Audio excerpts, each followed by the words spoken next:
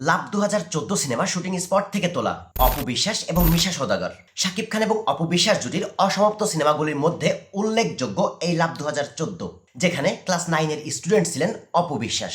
সিনেমাটিতে পারিবারিক কলহের জের ধরে মারা যায় অপু বিশ্বাসের মা, আর সেই থেকেই প্রেম এবং বিয়ে বিদ্বেষী হয়ে ওঠেন অপু বিশ্বাস। কিন্তু নাছোড়বান্দা শাকিব এক পর্যায়ে জয় করে নেন অপু বিশ্বাসের মন, আর এভাবেই এগিয়ে যায় সিনেমাটির গল্প। জি সরকার পরিচালিত লাভ 2014 সিনেমাটির কাজ শুরু হয়েছিল 2014 সালে।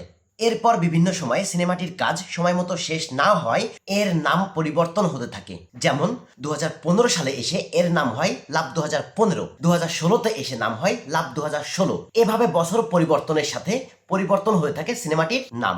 জানা যায় সিনেমাটির 90% কাজ কমপ্লিট হওয়ার পরও বাকি অংশের কাজ কমপ্লিট করতে পারে নাই। কেন?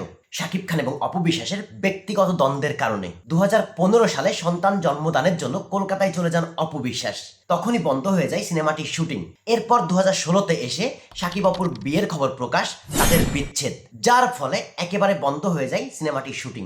পরিচালক জি সরকার জানায় সিনেমাটির 3টি গানের মধ্যে 2টি গান কমপ্লিট, মাত্র 1টি গান এবং 2টি সিকোয়েন্স বাকি, যার জন্য মাত্র 3 দিনের শিডিউল চেয়েছিলেন শাকিব খানের কাছে, কিন্তু সেটিও পাননি, যার জন্য আজ পর্যন্ত সিনেমাটি আর আলোর মুখ দেখতে পায়নি। কিন্তু পরিচালক জি সরকার সিনেমাটি মুক্তি দিতে এখনো আশাবাদী।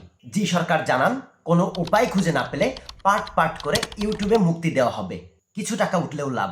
কিন্তু কথা হইল 2014 সালের গল্প, 14 সালের মেকিং, 14 সালের অপু বিশ্বাস। দর্শক দেখবে তো? আপনারা দেখতে চান? কে কে দেখতে চান কমেন্ট করে জানাবেন। ভিডিওটি ভালো লাগলে লাইক করবেন, আর বিনোদন জগতের যে কোনো আপডেট নিউজ পেতে চ্যানেলটি সাবস্ক্রাইব করে পাশেই থাকবেন। ধন্যবাদ।